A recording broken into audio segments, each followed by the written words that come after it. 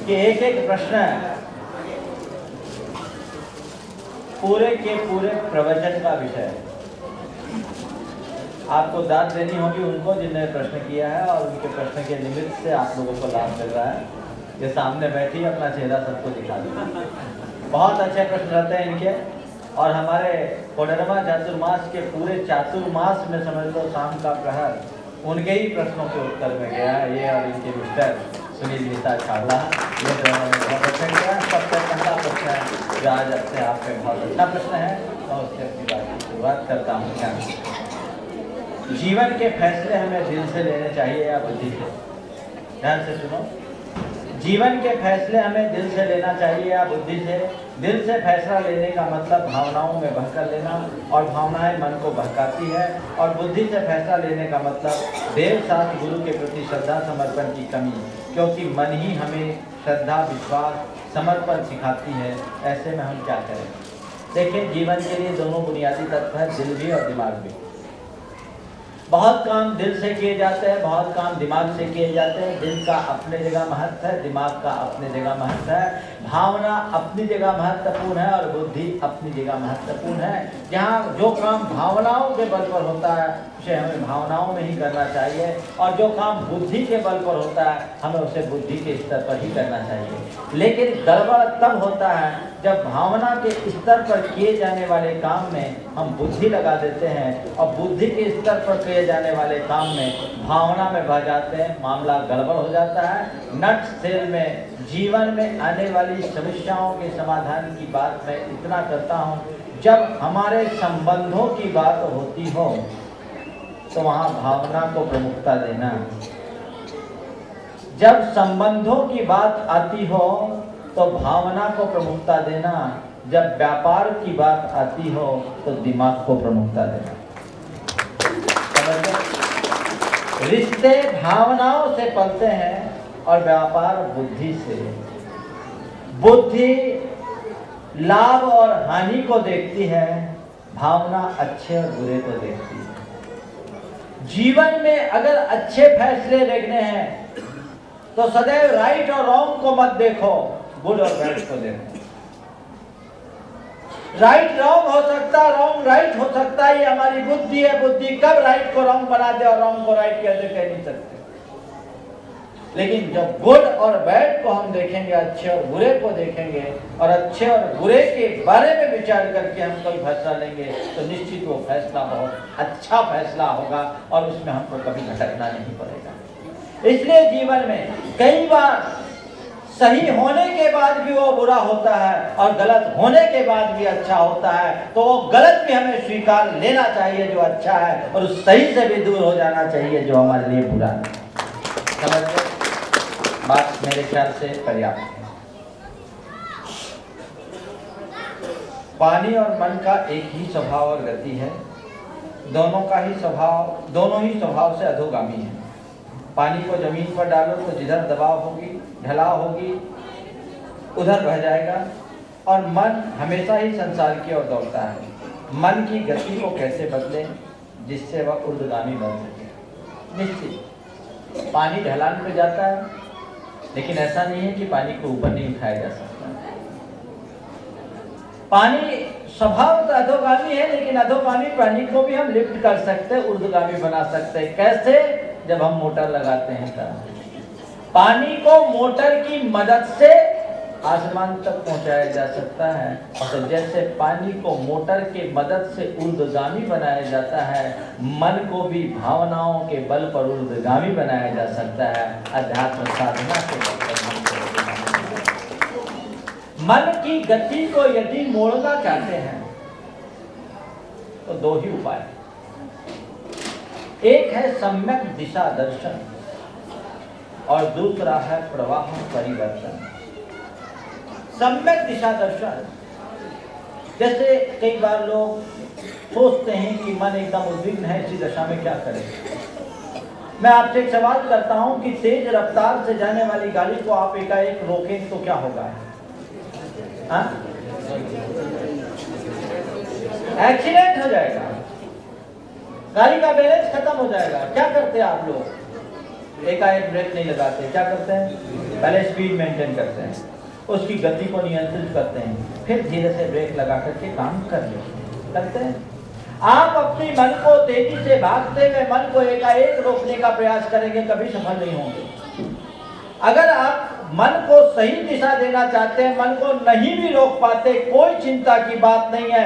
मन को रोक नहीं सको, चिंता मत करो, मन की गति को बढ़ने मत दो, एक्सीलेटर से पांव हटा लो, बहुत कुछ बच जाओगे। आधा काम तो वहां हो जाएगा।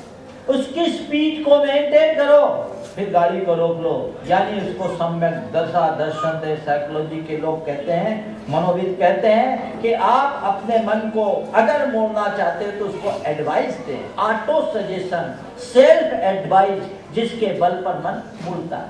एक बार एक युवक ने मुझसे प्रश्न किया, 1992 की बात है, गर्मी का समय था, मुझे 3 दिन के अंतराल थे, विधि साबित था, 47-48 टेम्परेचर, 3 दिन से लगातार अंतराय। एक इंजीनियरिंग के छात्र ने मुझसे पूछा, महाराज आप अपने मन को कैसे बस में करते हैं? 3 दिन से आपका अंतराय है, क्या भोजन की या ऐसी भीषण गर्मी में पानी पीने की इच्छा नहीं होती? यह सवाल आपके मन में भी आ सकता है। 3 दिन का अंतराय, इतनी भीषण गर्मी, क्या आपके मन में खाने की या पीने की इच्छा नहीं होती? हमने कहा बस यही अंतर है हम में और तुम में। एक अवस्था में पहुंच जाने के बाद मनुष्य अपनी सब प्रकार की शारीरिक और मानसिक आवश्यकताओं को नियंत्रित कर सकता है। ये बात ध्यान में रखना। मैंने उस युवक से कहा कि देखो, तुम मन के नियंत्रण में हो और हम अपने मन को अपने नियंत्रण में रखते हैं। जिस समय हम आहार को निकलते हैं, उसने ये भी पूछा, महाराज जिस समय अंतराय आता उस समय क्या भाव आता? अंतराय नहीं आता तो अच्छा था, ये बाल कोई देखे नहीं, इधर उधर बाईपास कर ले, रोटी खा ले। जैसे अंतराय आता है, हम तुरंत अपने मन को कहते कि देख, तेरे लिए एक एक दरवाजे पर गया, दूसरों के आगे हाथ फैलाया, जो तेरे को मिला उतने में संतोष कर। अब तो तेरी फरियाद अगले दिन ही सुनी जाएगी, अब तू लाख कोशिश करेगा, तेरी कोई सुनवाई होने वाली नहीं है, तो इसमें संतुष्ट रह। और मन को एक आज्ञाकारी सेवक की तरह मानना पड़ता है। उस पल एक क्षण के लिए भाव नहीं होता कि काश कहीं गड़बड़ हो जाता, इधर उधर हो जाता तो नहीं। अंतराय हमारी मजबूरी नहीं, भीतर की मंजूरी है। हमने स्वीकार किया है, मेरे साधना का अंग है। अंतराय को हम एक व्यवधान की तरह न देखकर अपने कर्म निर्जरा का निमित्त की भांति देखते हैं। नतीजा, अंतराय आने के बाद ही हम पर कोई अंतर नहीं पड़ता। तन में अंतर पड़ सकता, मन में अंतर नहीं, क्योंकि तन तो अन्न का कीड़ा है। मन को समझा देते हैं। तो ऐसे ही अगर आपका मन कहीं किसी मर्यादा को लांघने का हो रहा है, उस समय तुरंत कहिए कि हे मन, ये ठीक काम नहीं है, ये नीति विरुद्ध है, नियम विरुद्ध है, धर्म विरुद्ध है, मर्यादा विरुद्ध है, हमें ये काम नहीं करना। मन को जब आप ठीक ढंग से एडवाइस देंगे, मन मुड़ जाएगा। तो सबसे पहली बात, जब मन आपका अवांछित दिशा में जाने लगे, उसे सही दिशा दर्शन दें, एडवाइस दें, रोके। और फिर दूसरा रास्ता है प्रवाह परिवर्तन, उसको डाइवर्ट कर दे। जैसे कोई तेज गति से बहने वाली नदी जिसमें बहुत पूर आ गया, विभीषिका का रूप धर, लेकिन उसी नदी की धार को अगर हम डाइवर्ट कर देते हैं नहरों और नालों के माध्यम से, तो रेगिस्तान में भी हरियाली फैला देते हैं। इसी तरह मन में अगर उद्वेग आ रहा है, आपने मन को एडवाइस देने की कोशिश की, मन नहीं नियंत्रित हो रहा है, नियंत्रित नहीं हो पा रहा है, कोई चिंता की बात नहीं, कोई अच्छे काम में लग जाओ, कुछ अच्छा पढ़ने में लग जाओ, कुछ अच्छा सुनने में लग जाओ, किसी अच्छे व्यक्ति के पास लग जाओ। गुरुदेव हम लोगों को प्रतिक्रमण का पढ़ा रहे थे, सन 1988 की बात है, जबलपुर की। तो ऐसे ही मैंने एक दिन गुरुदेव से सवाल किया कि गुरुवार, जब मन बहुत उद्विग्न हो तो क्या करना चाहिए? मन बहुत उद्विग्न हो तो क्या करना चाहिए? उन्होंने बहुत अच्छा उत्तर दिया। कहा विजित मना के चरणों में चले जाना चाहिए। विजित मना के चरणों में चले जाना चाहिए। जिसने मन को जीत लिया भगवान की शरण में चले जाओ। मन ठीक, गुरु के पास आकर बैठ जाओ। मन उफनता, मन शांत। एक दिन मैंने ये बात कहा और संयोग से उसी दिन एक युवक को ये प्रयोग करने का मौका मिल गया।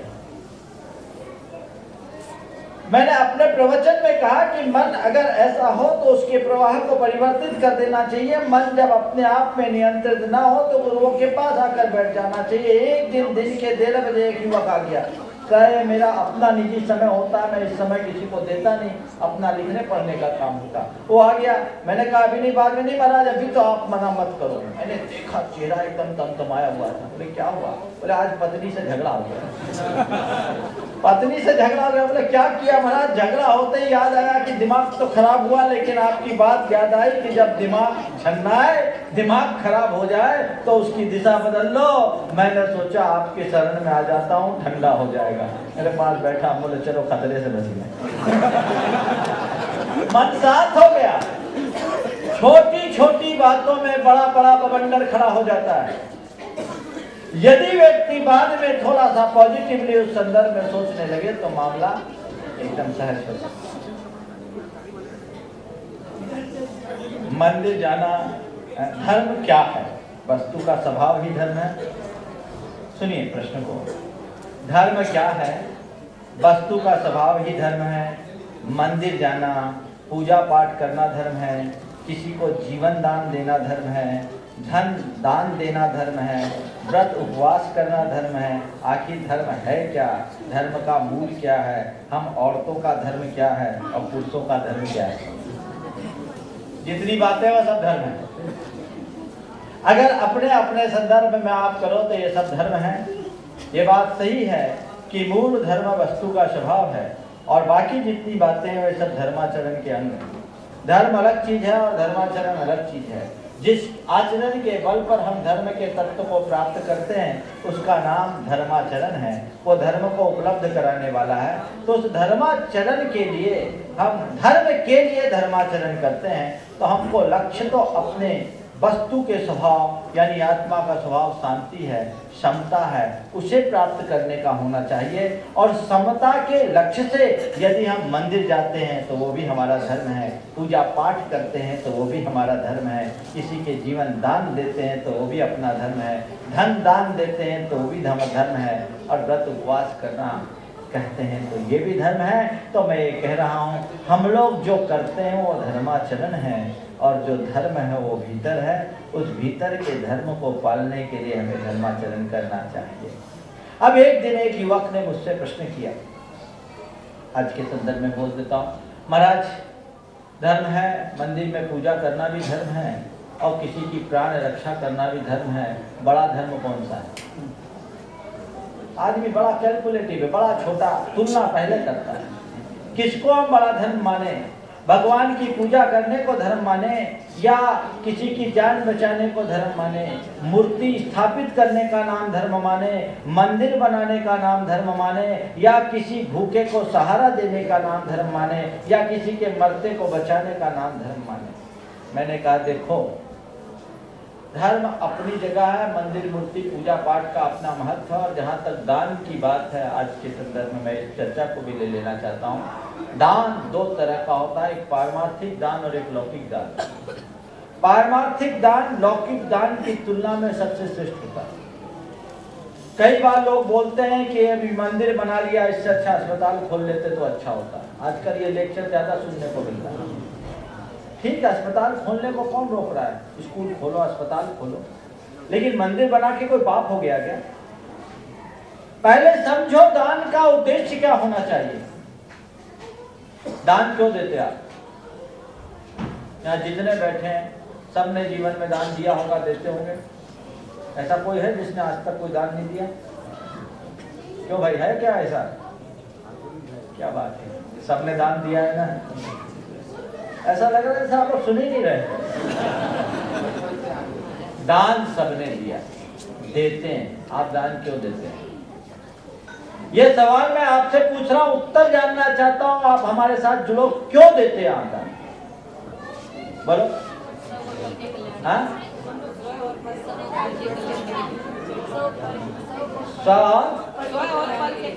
बहुत सही उत्तर दिया, पढ़े लिखी कलकत्ता की। स्वपर के अनुग्रह के लिए दान दिया जाता है, स्वपर के कल्याण के लिए दान दिया जाता है। आचार्य उमा स्वामी कहते हैं अनुग्रहार्थम सस्याति सर्वो दान।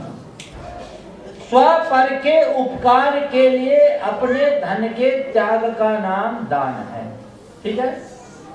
अब चलिए, आपने एक भूखे को रोटी खिला दिया, आपने उसके लिए उपकार किया। क्या किया? एक दिन की भूख मिटा दी। किसी मरते को बचा लिया, क्या किया? उसका शेष जीवन बचा लिया, उपकार किया। एक व्यक्ति आजीविकाहीन है, उसकी जीविका की व्यवस्था कर दी, क्या किया? एक परिवार के, एक जीवन के पालन पोषण की व्यवस्था कर दी। ठीक है। लेकिन यदि आपके किसी सन्निमित्त से किसी को सम्यक दर्शन हो गया तो क्या हुआ? भाव भाव का दुख दूर हो गया। कौन सा उपकार बड़ा है? कौन सा उपकार बड़ा है? हाँ, बोलो ना बाबा। तो मंदिर बनाना, बिंब स्थापित करना बड़ा है कि अस्पताल खोलना बड़ा है? हाँ, क्या बनाओगे आप? अब सवाल जो युवक ने पूछा मुझसे कि महाराज मंदिर जा रहे हो और कोई मरता दिख रहा तो हम क्या करें? मैंने उसको कहा देख, पूजा करे कि पहले उसकी सेवा करें? हमने कहा ध्यान रखो, जीवन में दो चीजें होती हैं, एक इम्पोर्टेंट होता है, एक अर्जेंट होता है। दो तरह के काम होते हैं, एक इम्पोर्टेंट होता है और एक अर्जेंट होता है। कभी कभी कोई अर्जेंट काम आ जाए तो हम इम्पोर्टेंट को कौन करते हैं? करते कि नहीं करते? मान लीजिए आप दुकान पे बैठे हैं और 1 लाख का सौदा लेने के लिए कोई ग्राहक आया है ना, इम्पोर्टेंट आपके लिए। 1 लाख का सौदा लेने वाला ग्राहक आपकी दुकान पे आया और उसी समय आपकी सोच की बाधा हो गई। आप बताइए, पहले उसको इम्पोर्टेंट सौदा करेंगे क्या करोगे?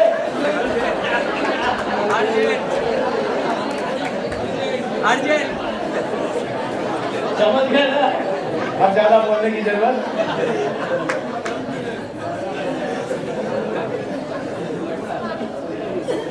तो ये आप रोजमर्रा की जिंदगी में करते हो, फिर हमसे पूछते हो।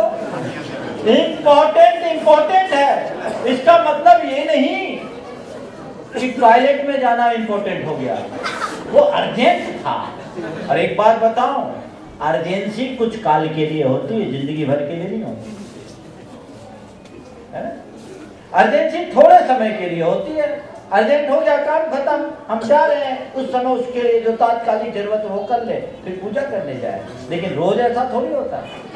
इसलिए धर्म को उसी संदर्भ में देखना चाहिए।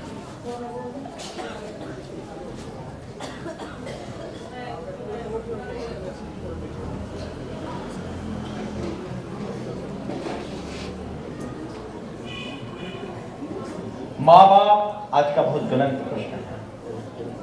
माँ बाप अपनी पसंद से लड़की की शादी करना चाहते हैं, पर बच्चों का कहना है कि हम लोगों को निभाना है, हम लोग अपनी पसंद से करेंगे। अब आप ही सही राय दीजिए कि इस मामले में माँ बाप क्या करें। देखिए, विवाह करना जीवन का एक बहुत बड़ा निर्णय है, समझ गए? और विवाह बहुत हिसाब से करना चाहिए। मनुष्य जो कुछ पाता है अपनी पसंद से पाता है, ऐसी बात नहीं है। देखिए, मैं आपसे बोलता हूँ, जो लड़के कहते हैं हमको निभाना है, मैं उनसे सवाल करता हूँ कि जो जो तुम्हारे जिंदगी में क्या तुमने सब पसंद से पाया? तुमको ये शरीर मिला, अपने पसंद से पाया? तुमके जो माँ बाप मिले उसे तुमने पसंद किया? तुम्हारा जन्म धुलियान में हुआ या किसी गांव में हुआ या किसी शहर में हुआ, तुम्हारी पसंद से हुआ? तुम जैन कुल में जन्म लिए, क्या तुम पसंद से लिए? बोलो। तुम्हारा गोरा काला रूप मिला, तुम अपने पसंद से पाए? तुम्हें जो बुद्धि मिली, क्या तुम अपने पसंद से पाए? एक दिन मैं ऐसी बात कह रहा था तो एक लड़के ने कहा, हमने पूछा तुमने अपनी पसंद से क्या पाया? बोला पत्नी। बोला अपनी पसंद से क्या पाया? बोला पत्नी। हमने कहा इसीलिए मार खा गए, जिंदगी भर रो रहे हो। अरे जब और चीजें तुम बिना पसंद के स्वीकारते हो जो प्रकृति से प्रदत्त है, तो पत्नी के लिए तुम्हारी पसंद की अनिवार्यता क्यों? पत्नी के लिए पसंद की अनिवार्यता क्यों? किसको पसंद करते हैं? पहले भी माँ बाप जब संतान को जन्म देते हैं तो उनके विवाह करने की जिम्मेदारी उनकी होती है, और वो बहुत सोच समझ करके योग्य लड़के के लिए कन्या और कन्या के लिए लड़के की वर की तलाश किया करते हैं। राजा महाराजा भी बहुत अच्छे ढंग से तलाश करके योग्य करते हैं, और वो संबंध इसलिए अच्छा होता था क्योंकि माँ बाप के पास अनुभव। जो बच्चे, उनके पास क्या अनुभव? अभी 24-25 साल की उम्र में उनने अनुभव क्या पाया? उनको अगर देखा जाए तो सही तरीके से मैच्योरिटी नहीं रहती। आप परिपक्व अनुभव के कारण उनके फैसले कई बार गलत हो जाते हैं और माँ बाप के फैसले अच्छे होते हैं। आप केवल इसका अनुमान इस आधार पर लगा लो कि आज से 25 बरस पहले तलाक उतने नहीं होते थे जितने आज होते हैं। 25 बरस पहले माँ बाप की पसंद से शादी होती थी, आज बच्चों के पसंद से शादी होती। देख लो किसकी पसंद अच्छी। ध्यान रखो, जब तक शादी नहीं होती तब तक पत्नी बहुत पसंद होती है। शादी होने के बाद दोनों एक दूसरे के नापसंद होते हैं। कहते हैं कि पहले एक बार एक लबर लबरा दोनों आपस में लड़ रहे हैं।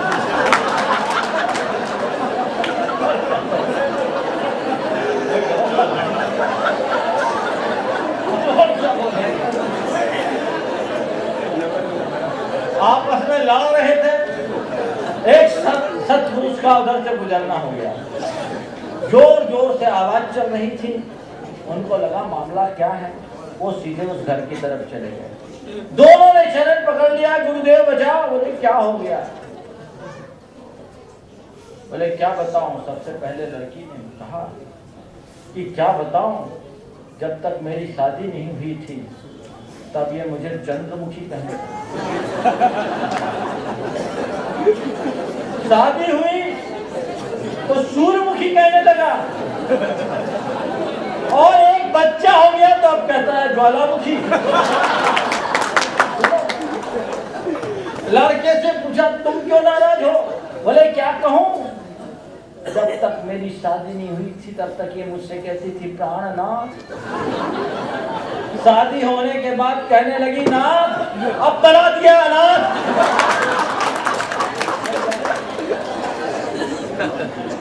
देखिए ये हंसी की बात है, ये एक बहुत गंभीर मसला है। जीवन साथी के चुनाव में बहुत सावधानी रखनी चाहिए।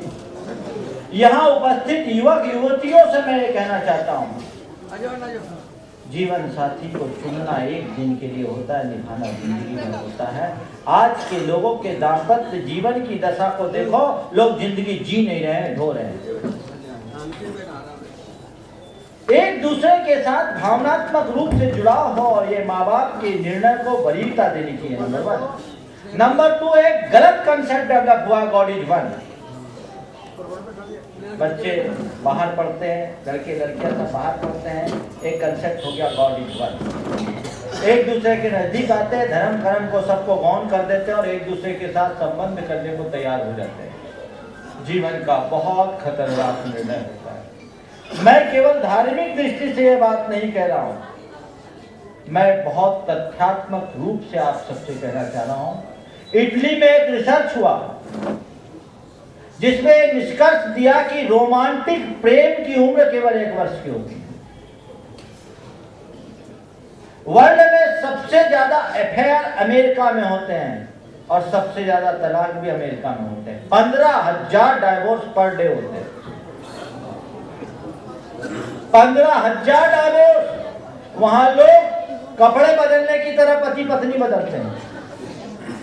क्या हिसाब? पारसी समाज एकदम विलुप्ति की कगार पर पहुंच गया है। और उन लोगों ने इस पर पूरा सर्वे किया। उसके पीछे विधर्म अल्पसंख्यक आयोग को सरकार से सिफारिश करने की जरूरत पड़ गई कि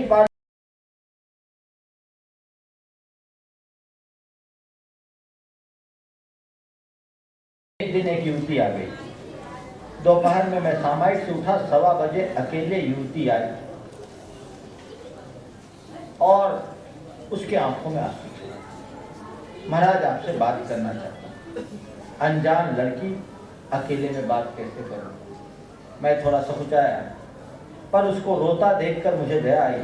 मैंने बगल के कमरे से ब्रह्मचारी जी को बुलाया, तो बैठो, ये सुनो इसकी बात क्या है। बोले महाराज जी मेरी रक्षा कीजिए, मुझे शरण में क्या है। बोले बस महाराज मेरी रक्षा कीजिए, मैं बहुत दुखी हूँ। क्या बात हो गई? तो उसने अपनी बात कहना शुरू की और घटना मुझे पूरी समझ में आ गई। वो एक ऐसी लड़की थी जिसने जिस दिन 18 वर्ष की हुई उसी दिन एक खटीक लड़के से शादी कर दी। खटीक वो जो कसाई का काम करते हैं, जिसके घर में आज भी स्लॉटरिंग होती है, आज भी बकरा काटा जाता है। 18 वर्ष की हुई थी, उसी दिन उसने शादी कर ली। और ये घटना पूरे इलाके में चर्चा का विषय था। 6 महीने बाद मैं वहां पहुंचा था, वो लड़की मेरे पास आई। घटना को कुल 8 महीने हुए थे। उसने कहा महाराज मैंने अपने जीवन में बहुत खराब निर्णय लिया, मैंने बहुत गलत कदम उठाया, आप मुझे शरण दीजिए नहीं तो मैं आत्महत्या कर लूंगी। तो क्या बात? पूरी बात बताई। मैंने कहा ठहरो, मैं समाज के लोगों से बात करता हूँ, तुम्हारे मम्मी पापा से बात करता हूँ। उसकी मम्मी पापा तक बात पहुंची तो उसके पिता ने साफ कर दिया, मेरे लिए तो लड़की मर गई, मेरी 2 बेटियां और हैं, मैं वो कुछ नहीं करूँगा। उसने हमारी बात नहीं सुनी, हम उस लड़की के विषय में कुछ नहीं सुनी। समाज के लोगों से बात किया, समाज के लोग भी उस लड़के से पंगा लेने को तैयार नहीं जिससे उसकी शादी हुई। गुंडा था, झांसे में आके कर दी। वो लड़की कहती कि मुझे मारता है, मुझे मांस खाने के लिए कहता है, घर से पैसा लाने के लिए कहता है, और शादी के पहले बड़े बड़े वायदे किए थे, मैं रोज जैन मंदिर जाऊंगा, मैं रात में खाना नहीं खाऊंगा, मैं शुद्ध शाकाहारी करूंगा, और शादी हुए नहीं। और ले अब वो कैसे ग्रहण करे? फिर लड़की के मामा ने बहुत समझदारी दिखाई, उसने उसको अपने अंडर में लिया। कानूनी जटिलता, 1 साल तक डाइवोर्स भी नहीं हो सकता था, और उसने अपने साथ लिया उस लड़की का, उससे संबंध विच्छेद हुआ, उसका जीवन बच गया। वो कहती है महाराज आप चाहो तो मेरा नाम ले सकते हो, स्थान और व्यक्ति का नाम मैं जानबूझ के नहीं ले रहा हूँ, लेकिन वो लड़की अपने जीवन की गलती पर आज भी रोती। ऐसी एक नहीं अनेक लड़कियां आज ऐसे घटनाओं के शिकार हैं। लड़कों की भी दशा ऐसी है, जीवन में एक बार कदम उठा लेते हैं और जिंदगी भर रोते हैं। इसलिए ऐसा काम कभी मत करना, कभी मत करना। एक दूसरा कंसेप्ट और बहुत गंदा आज के समय में चालू हो गया है। एक शब्द चला है लव जिहाद, आप लोगों ने सुना है? लव जिहाद, यह मुसलमानों के तरफ से एक बहुत बड़ा षड्यंत्र चल रहा है अंतर्राष्ट्रीय स्तर पर। इसके पूरे डाटा इंटरनेट में उपलब्ध होंगे। वो क्या करते हैं, मुस्लिम लड़कियां अपनी सहेलियों को अपने भाइयों से जोड़ती हैं, और वो लड़के किसी तरह से लड़कियों को अपने झांसे में लेकर उससे शादी करते हैं और मुसलमान बनाने का कुतंत्र करते हैं। इसका नाम दिया लव जिहाद, और इसके लिए उनको भारत से बाहर से पैसा मिलता है। अलग अलग स्तर की लड़की से शादी करने के अलग अलग रुपये मिलते हैं। लव जिहाद का एक फोल्डर है, लोगों को यहाँ 2 उपलब्ध कराओ, बल्कि हर घर में जाना चाहिए। और लड़कियों को बहुत सावधान होना चाहिए। आजकल की लड़कियां माँ बाप से फ्रीडम चाहती है, फ्रीडम तो दो लेकिन मोर फ्रीडम मत दो। सोचो क्या कर रहे हो, ऐसे ठगे जाते हैं। एक घटना नागपुर में ऐसी हुई, एक जैन परिवार की लड़की मुसलमान के यहाँ ऐसी गई कि माँ बाप के पास कोई उपाय नहीं। ये लव जिहाद है, यहाँ पे आज सबको मिल जाएगा। हर लड़की को पढ़ना चाहिए, हर माँ बाप को पढ़ना चाहिए। ये जीवन में एक बहुत खतरनाक खेल हो रहा है। अहमदनगर के एक परिवार में एक श्वेतांबर लड़की, ऐसी लड़की जिसकी ताई साध्वी, बुआ साध्वी, जिस घर से 2-2 साध्वी, वो लड़की मुसलमान हो गई। ये ऐसा चक्कर है, कई तरह का उनके ऊपर दबाव, कई तरह का लोग, और इंटरनेट में लव जिहाद के पक्ष में भी बहुत मटेरियल है, और इस तरह से लुभावने मटेरियल को वो लोग अपने तरीके से प्रस्तुत कर रहे हैं जिसमें हमारे समाज की, सब समाज की लड़कियां भटक रही हैं, चाहे ब्राह्मण हो, चाहे हिंदू हो, चाहे कोई हो। इस बात को अपने को ध्यान में रख करके चलना चाहिए। इस तरह के कुतंत्र से हमको बचना चाहिए। कहीं भी किसी भी समाज में ये विधर्म विवाह कतई उचित नहीं कहा जा सकता। समय क्या होगा?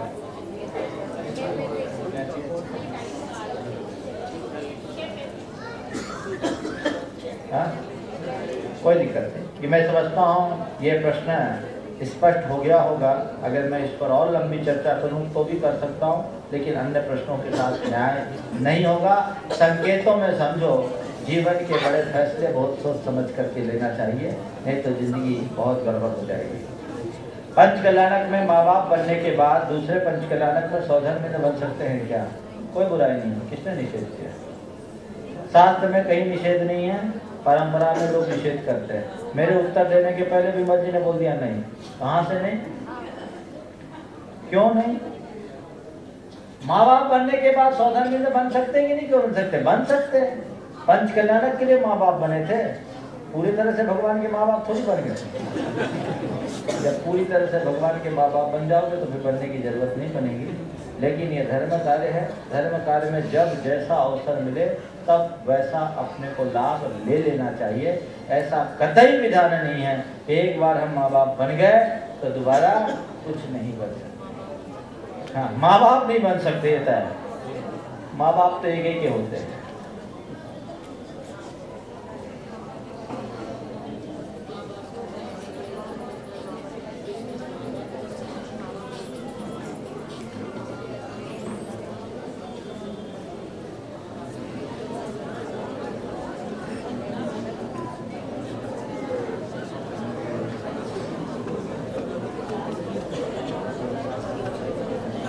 कुछ लोग प्रश्न भी भेजते हैं, कुछ लोग सुझाव भी भेजते हैं। उनके सुझाव के लिए बहुत बहुत आभार।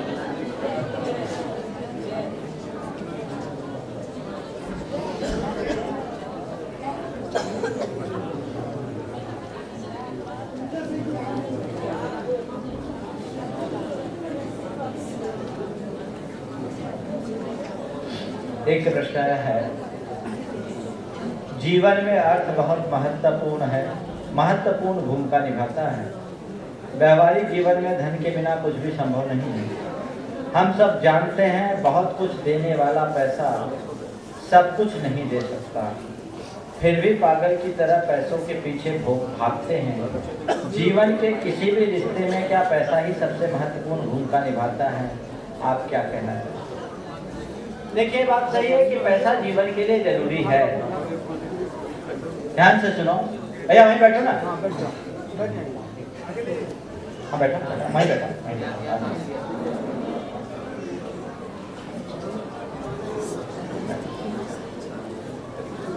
ये बात सही है कि पैसा की आपके जीवन में उपयोगिता है, महत्ता है, पर पैसा ही सब कुछ नहीं है। ये बात ध्यान में रखिए। पैसे का जीवन में वही स्थान है जो नाव के संतरण में नदी के प्रवाह का। ध्यान से सुनना क्या बोल रहा हूं। पैसे का जीवन में वही स्थान है जो कि नाव के संतरण में नदी के प्रवाह का। नदी में प्रवाह नहीं हो, नाव नहीं चल सकती। लेकिन पानी नाव के नीचे हो तो ठीक, पानी नाव के भीतर हो तो चल। धन को जीवन निर्वाह के एक साधन के रूप में स्वीकार करो तब तक कोई दिक्कत नहीं, लेकिन जब धन तुम्हारे लिए साध्य बन जाए तो सिवाय खतरा के और कुछ नहीं।